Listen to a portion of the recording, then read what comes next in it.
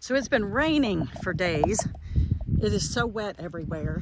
I have chickens that I got this spring, summer. I guess I got them in the summer to build my flock. I've always had about anywhere from 7 to 12 or 15 chickens, and I now have 31.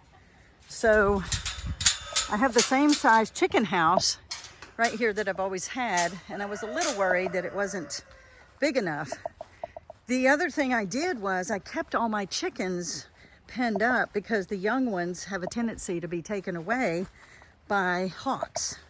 Well, now they're big enough, I hope, and so I'm going to let them out today. And the reason is because their pen is full of mud. So their pen smells a lot, and I try to keep sawdust in here. So here's a bunch of my young chickens. They're so muddy. I fell. I walked in here and to feed them, and I put feed in their feeder, which is super muddy. So I got to clean everything when the rain stops. It's still going to rain. It's going to rain for a few more days. So their feet are all muddy, and my chickens have looked so healthy. They continue to look healthy, but they're full of mud.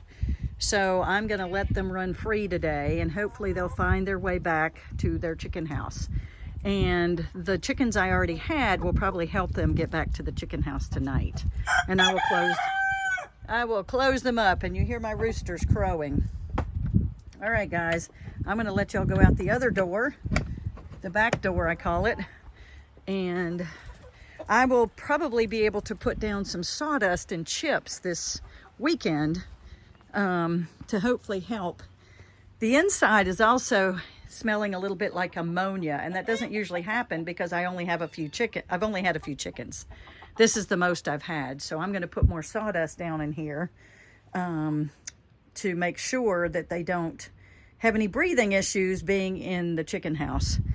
And I have a source of lots of sawdust, so I can add sawdust to our chips. And so you see my chickens down there. So this is some of the struggles you have when you have lots of rain.